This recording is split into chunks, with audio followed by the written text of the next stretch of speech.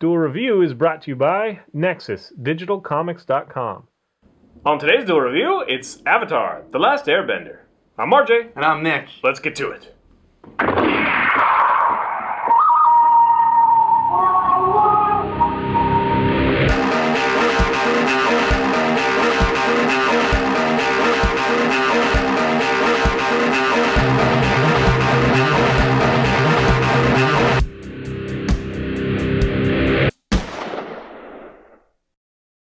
Hello and welcome to Thursday the 23rd of August. We are doing Avatar: The Last Airbender. Wait, what?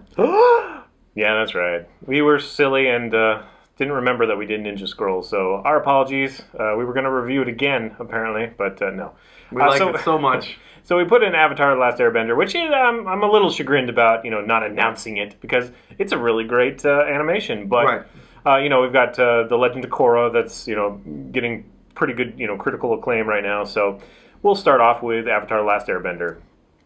First off, it has nothing to do with Avatar from What's His Bucket, the Blue Critters. J.J. Abrams? Or no. Who the hell did that? No, the one that did Titanic. What's his name? I don't can't remember. Can't remember. Maybe that's on purpose because, yeah.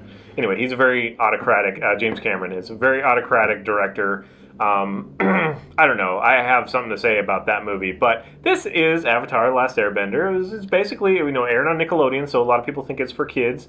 It is very playful and a lot of fun, but there's some really cool story. And of course, we're not talking about the movie M. Night Shyamalan because it's horrible. If that is your only experience into Last Airbender, please watch the animation. Right, the animation and never is so watch much that better. movie again. Really? It's horrible. There's nothing. Okay, we're going to start talking about all these great things that Avatar has. Characters, they have this great playful side, but they also have, serious side.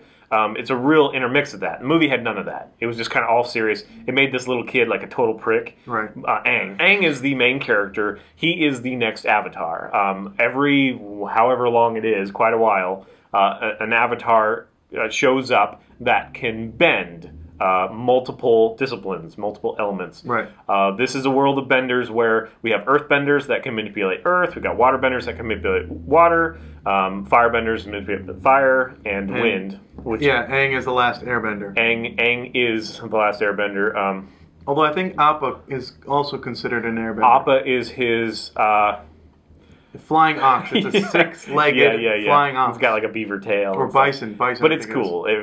People love him. Yeah, I love him. I wish they had a big stuffed animal of him. I can't find it anywhere. And then Momo also, which is kind of a version of a flying lemur kind of thing. Yeah, like a squirrely lemur thing. But anyway, so yeah, the airbenders have been basically wiped out. The firebenders have taken over, and they wipe out the airbenders to prevent the next Avatar, basically, or kind of in lieu of Aang going missing. He went missing as a young boy. He's told he's going to be the next airbender, and he's kind of freaked out, so he goes out alone, and he ends up getting suspended in ice for a long time. So anyway, everybody thinks that the next Avatar has abandoned them or is just gone, and we have two main characters that we follow, Katara and Sokka. Sokka. And they discover Aang. They're both in the water tribe.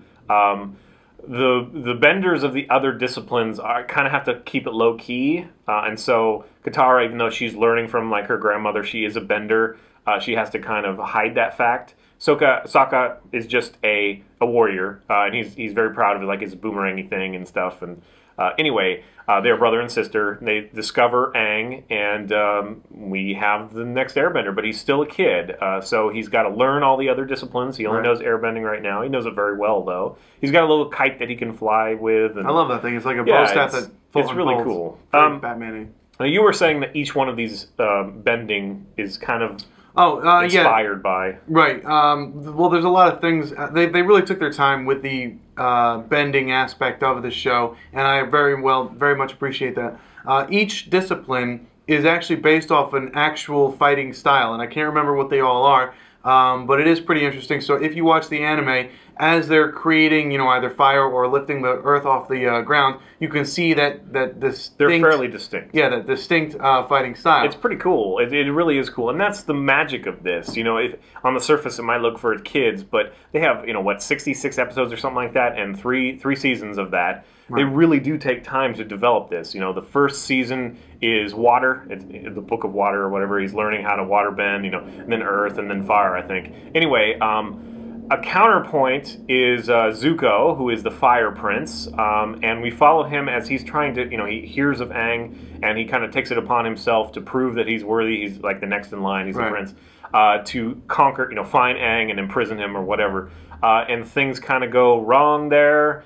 He's more or less exiled. We've got his uncle, which is a great comic relief, and I love his uncle. Yeah, he's a very endearing character because he is comic relief and he loves his tea, but he also is the voice of reason and wisdom. He was a legendary fire general back in the day, and his brother is the current. Right. His brother is the current king. I think it's interesting that he's the voice of reason. He's the endearing character, but he's on the enemy's side, the firebending, which is interesting because the Fire Nation is really the ruling nation, so they're kind of like it's like a Star Wars thing where you have the Empire and then the rebels, you know. Yeah, but he does give the Firebenders a heart almost solely in the animation, and you realize that the fire, you know, they've just gone out of control, but they're not all bad people. Although they do attack, you know, they attack the Earthbenders and the Waterbenders, and that brings up these huge moments, battle moments, and very, you know, like.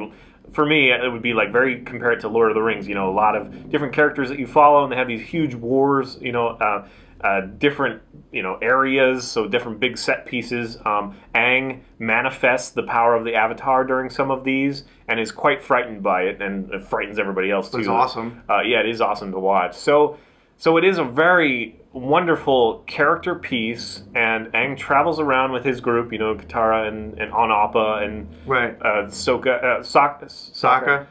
Sokka is also, you know, he feels left out because he's not a bender, and so he has to kind of find his, you know, manhood and his ability to fight, because he is like kind of an eternal optimist, but he kind of dashes headlong into things. So we have a very wide range, and we meet, you know, others along the way. We've got a female warrior who Sokka kind of falls for, and I mean, we've got Water Princess, and I mean, there's just a lot of these characters.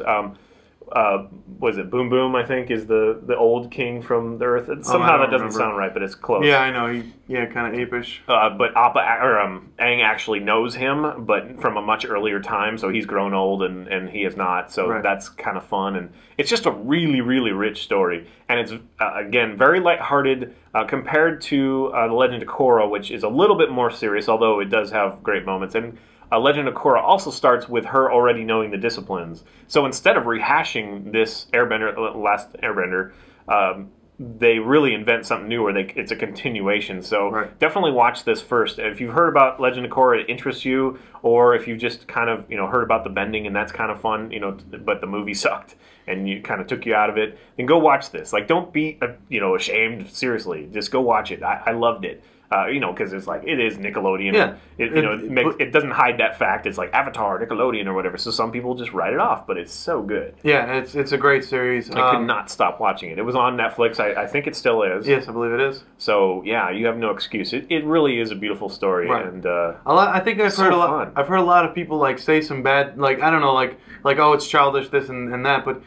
In spite of all the childish things that they have, like, yes, there's sometimes like little practical jokes that they do inside, but it's a very serious story underneath. I mean, especially with character development and all that. For example, Prince Zuko, he is by far one of my favorite characters, because what he's doing is he's trying to prove himself to his father, who he doesn't really like, all the while trying to best his sister, who's just slightly better than him, you know, and he's kind of dealing with what is right, what is wrong. Yeah, he's a conflicted character, and he will save the day sometimes. Right, yeah. So. And I love him. I love that character completely. One of the other things that I wanted to mention as far as the bending goes is each bending discipline also comes with a personality and an almost religion to it. So the Earthbenders are more stern than most people. The Firebenders are very flighty, kind of, you know, hot-tempered.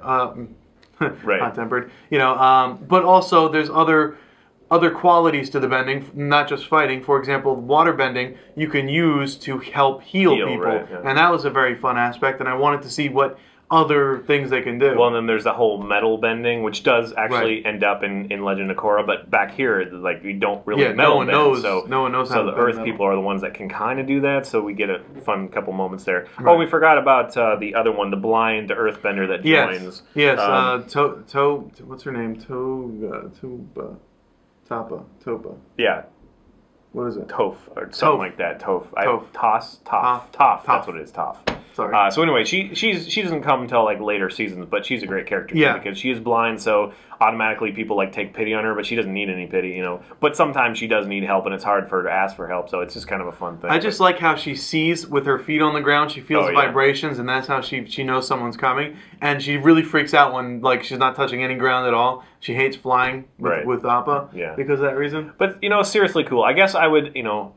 I think it's better than Disney, but I guess I would say it's like Disney or Pixar, where you have this mix of, you know, serious story but a lot of fun, quirky moments. And I really do enjoy it. Now, the animation is a little bit on the anime side, but it's very clean. I mean, I'm just saying that, you know, but it's very clean and well done. It's pretty simple. I mean, you know, as far as like, there's not a whole lot of lines, but it's very well done. Yeah. The voice acting mostly is good. I kind of have a little bit, you know, like Prince Zoka, he's okay. Certainly much better than the movie. That was the worst part of the movie. It was the voice acting and the acting in general. Right. But it's pretty solid. I can't really, nobody stands out as, you know. Aang runs the gamut from extremely silly to serious and moody. You know, so it's a lot of fun. I really can't praise it highly enough. You should go watch it if you haven't. Yeah. And I think you'll be excited about Legend of Korra. We'd love to review that, but of course it's not out yet, so I want to, you know, digest it all. But they're doing a really great job with the series. So 2005 to 2008 was the run, and yeah, I guess that's it. Yeah. Go check it out. Right. And if you know where you can find a giant stuffed Appa, please let us know. Yeah, he's awesome. His big nose. All right.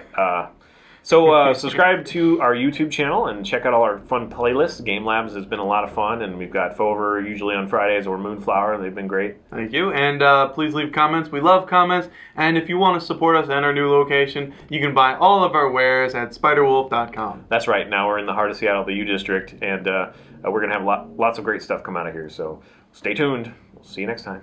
Bye-bye.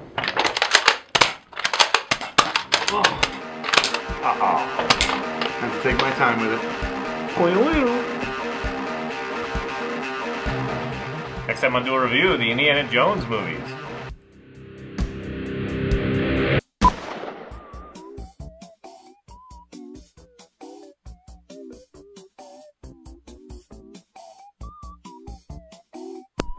That's sad. I'm glad we started with you remembering to turn on the audio. Bloopers, where are you? There you are. Blooper. That'd be horrible if that was your nickname, Little Blooper. Little Blooper. Hey, Little Blooper. That conjures unsavory images. Yes, it does. All right, stop screwing around. Let's go. Stop messing around. Hello and welcome to Thursday the 23rd of August. We are doing Avatar: The Last Airbender. Wait, what? Sorry. What? Wait, what? Because we started off with Oh, got it. Do you want me to do it again? Sure. Oh, but you could do the same thing. I'm gonna do the same thing. Or we just air it the way it is now. Yeah, that's right. We were gonna do Ninja Scroll. No. Do something funny. You always do the same thing. I know. Because that's what I keep, you know, that's the card that I keep under my hat that I'm not wearing. I don't know, do something funny. No. Well, you can't see it. He picked his nose. There he goes again. Right up in there. And then he's going to shake my hand later. It's going to be gross. Oh, come on. No, stop it. Other finger. Oh. I didn't mean that. Yes, you did. Yeah.